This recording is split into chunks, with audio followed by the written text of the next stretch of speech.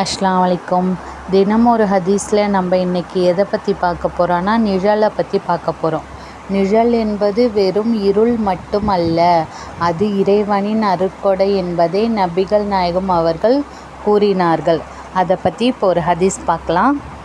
அல்லாஹ்வின் தூதர் அவர்கள் கூறுகிறார்கள், அல்லாஹ்வின் நிழலை தவிர வேறு நிழலே இல்லாத மறுமை நாளில் அல்லாஹ் தன் நிழலில் 7 நபர்களுக்கு நிழல் அளிப்பான்.